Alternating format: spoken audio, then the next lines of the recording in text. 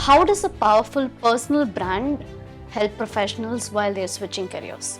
How does it help them get the most promising opportunities? I think it's very important to build a powerful personal brand, especially in today's day and age of connected technology. See, human connection is weakening, but human communication is growing.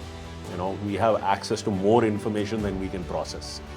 And I think the fight for someone's share of mind is becoming more and more intense. There is so much content out there that to be able to get someone's attention is becoming harder. And what personal brands do is they help anchor you in someone's mind. They get you that attention. It's a beautiful thing to invest into because it's going to pay dividends over a very long period of time. So, see, most powerful personal brands, they showcase humaneness, they showcase vulnerability, they showcase good and bad, failure and victory, right? They showcase that rebound, right? And who doesn't have that in life? They're not insincere, they're not ingenuine.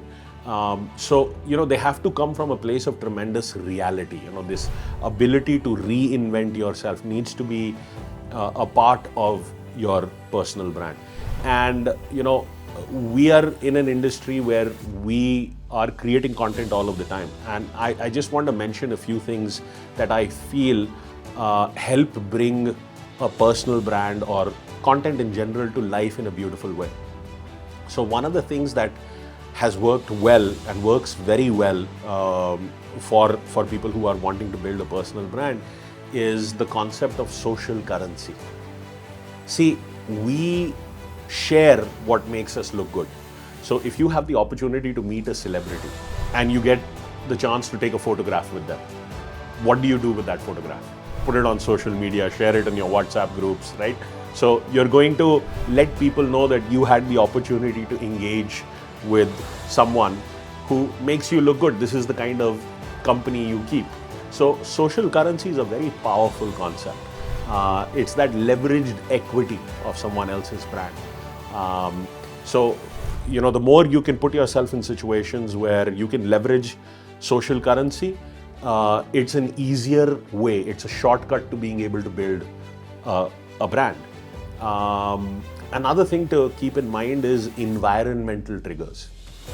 So if I ask you the question, when do you think of Kellogg cornflakes? Do you think of it in the morning or do you think of it at night?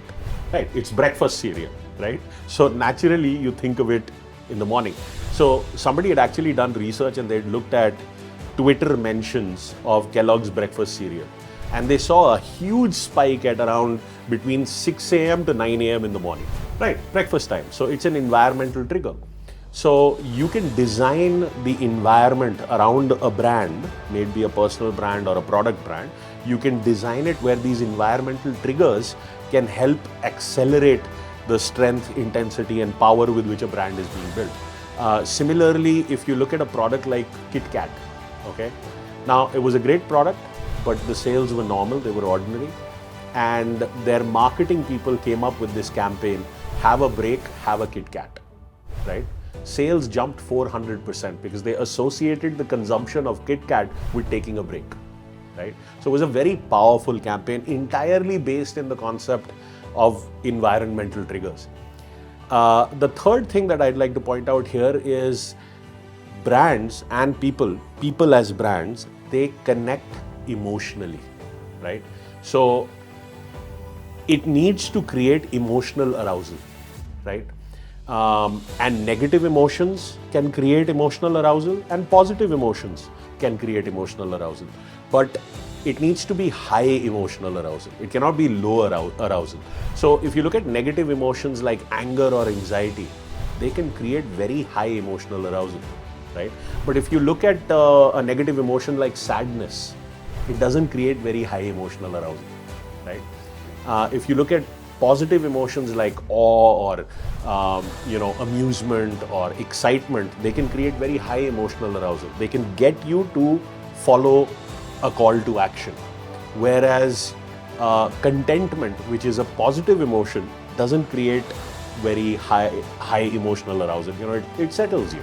So brands connect emotionally, right? When you can tap into someone's emotion, you can have a very powerful connect with that individual, and that's where personal brands that are built on emotional experiences, emotional pillars, can have a very profound connect.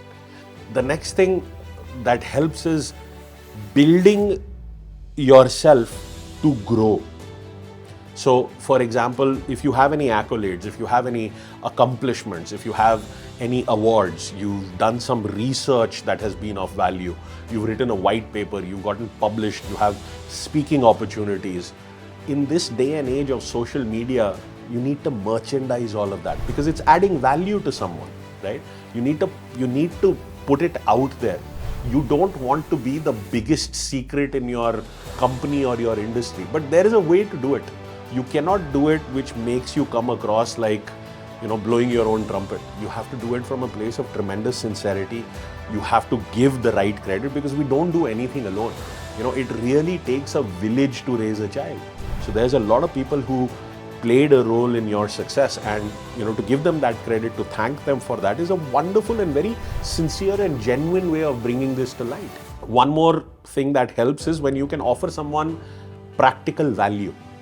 So you must have seen a lot of these 5-minute hack videos, right? Kitchen hacks, bathroom hacks, lifestyle hacks, all of this. The reason they've gone so viral and so popular is because they offer a tremendous amount of value to the user.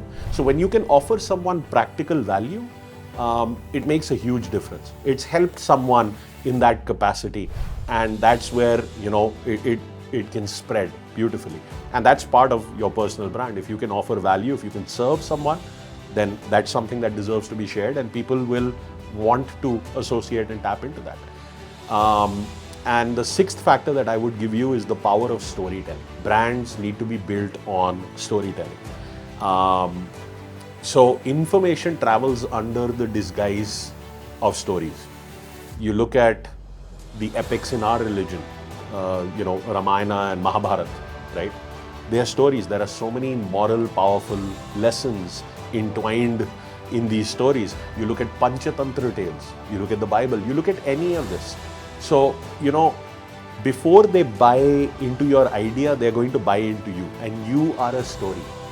Bring the genuineness of that story to life. And when you use storytelling appropriately, there's a lot more texture, a lot more personality that comes into the brand. So I feel a personal brand can be a very powerful way of creating that visibility, to be able to leverage that the right way in making career switches.